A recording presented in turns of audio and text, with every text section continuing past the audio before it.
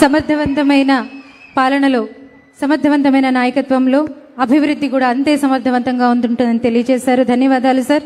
మరి ఈ కార్యక్రమంలో తర్వాత శ్రీ పుట్ట మహేష్ కుమార్ యాదవ్ గారు, ఏలూరు పార్లమెంట్ సభ్యులు, వారిని కార్యక్రమాన్ని ఉద్దేశించి మాట్లాడవలసిందిగా ఆహ్వానిస్తున్నాం. వేదిక ముందుండే ఇష్టమైన నాయకుడు, అలాగే కష్టపడుతున్న నాయకుడు, మన అందరికీ కూడా ఫ్యూచర్ దిశ చేసే నాయకుడు, నాకు చాలా ఇష్టమైన నాయకుడు చంద్రబాబు నాయుడు గారికి, అలాగే ఇన్ఛార్జ్ మినిస్టర్ గారికి, అలాగే డిస్ట్రిక్ట్ మినిస్టర్ గారికి, ఎమ్మెల్యే గారికి, అలాగే వేదిక మీద ఉండే పెద్దలకి, ఇక్కడికి వచ్చిన రైతు సోదరులకి, ప్రజలకి, ప్రతి ఒక్కరికి పేరు పేరున నమస్కారాలు, ధన్యవాదాలు.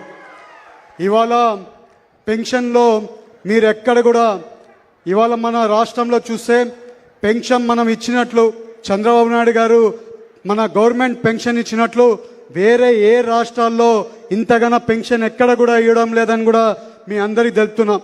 ఎంత కష్టంగా ఉన్నా కూడా ఇవాళ 4,000 రూపాయలు పెన్షన్ ఇచ్చి ప్రతి ఒక్కరికి పెన్షన్ అందేట్లు 1వ తారీఖు వచ్చిందంటే అది ఒక పెన్షన్ రోజు లాగానే అందరం కూడా గడుపుకునేట్లు ఇవాళ అందరికీ కూడా పెన్షన్ వస్తుంది. సార్, నేను ఒకసారి మొన్న మార్కెట్కి వెళ్తే ఒక అవ్వ పండ్లు అమ్ముకుంటునింది.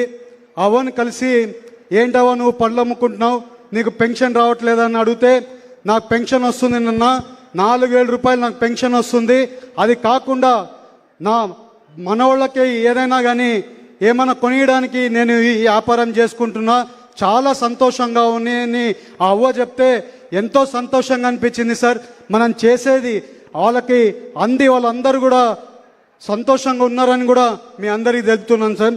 అలాగే ఇవాళ చూస్తే మన ఏలూరు పార్లమెంట్లో అందరు కూడా రైతులు ఉన్నారు, పెద్ద ఎత్తున రైతులు ఉన్నారు. ఆల్మోస్ట్ 80% రైతులు ఉన్నారు. ఆ రైతుల్లో పామ్ ఆయిల్ రైతులు ఉన్నారు, టొబాకో రైతులు ఉన్నారు, అలాగే అక్వా రైతులు ఉన్నారు, నిమ్మ రైతులు ఉన్నారు. ప్రతి ఒక్క రైతు కూడా ఇవాళ చాలా సంతోషంగా ఉన్నారు. ఇవాళ టొబాకో రైతులకి 470 రూపాయలు రేటు వస్తుంది. ఎప్పుడు 70 ఏళ్ళలో లేకుండే రేటు ఇవాళ ఆ రేటు వస్తుందంటే అది చంద్రబాబు నాయుడు గారు చేసిన ఘనతని మీ అందరికీ తెలుపుతున్నాం. ఇవాళ అలాగే పామ్ ఆయిల్ రైతులకి 19,000 రూపాయలు రేటు వస్తుంది. ఎలక్షన్ టైంలో 11,000 రూపాయలు రేటు వస్తుంది.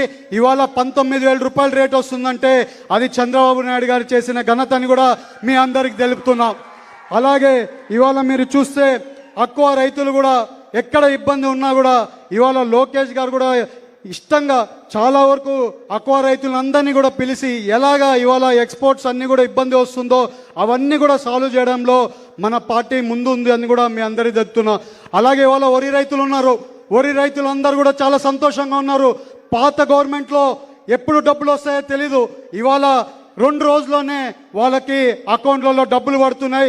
వాళ్ళందరూ కూడా సంతోషంగా ఎక్కడ ఏ మిల్లుకి కావాలో ఆ మిల్లుకి వాళ్ళ ధాన్యం పండించిన ధాన్యం వాళ్ళ దగ్గరికి పంపించి అందరూ కూడా వాళ్ళ డబ్బులు వచ్చి 2 రోజుల్లోనే డబ్బులు వచ్చి చాలా సంతోషంగా ఉన్నారు. ఎక్కడికి పోయినా కూడా రైతులందరూ కూడా చాలా సంతోషంగా ఉన్నారు. సార్, మీ నోటీసు కూడా తీసుకొని వస్తున్నాం. సార్, ఎక్కడైనా కానీ ఒక రైతుకి ప్రాబ్లం ఉందంటే ఇమ్మీడియట్గా సాల్వ్ అవుతుంది. సార్, ఎక్కడ కానీ రైతులకి ఇబ్బంది లేదు.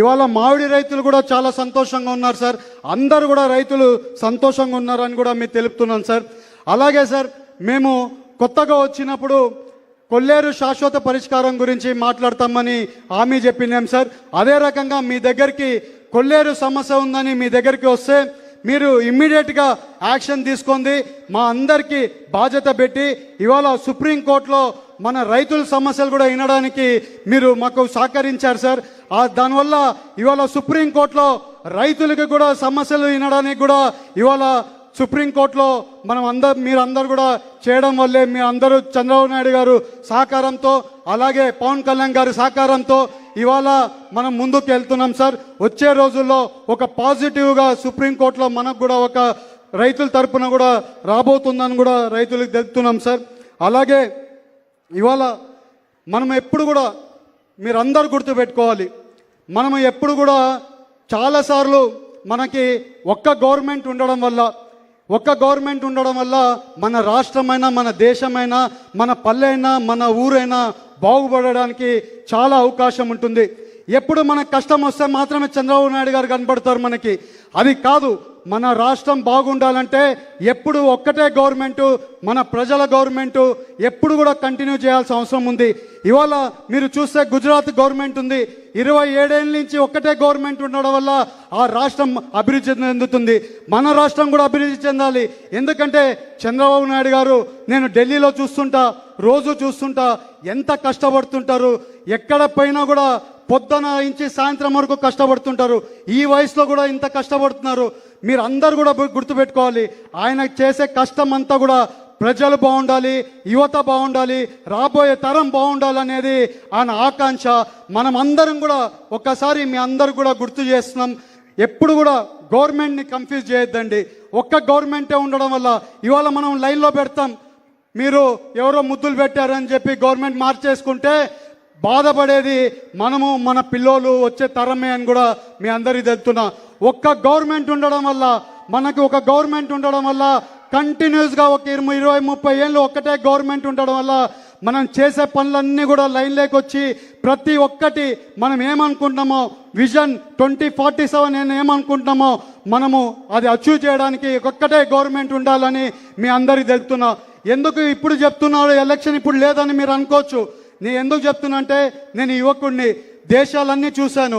మన దేశం కూడా, మన రాష్ట్రం కూడా బాగుండాలని ఆశించే దాంట్లో మేము కూడా ముందు ఉంటాం. మీ అందరికీ మేము చెప్పుకోవాల్సిన అవసరం ఉంది.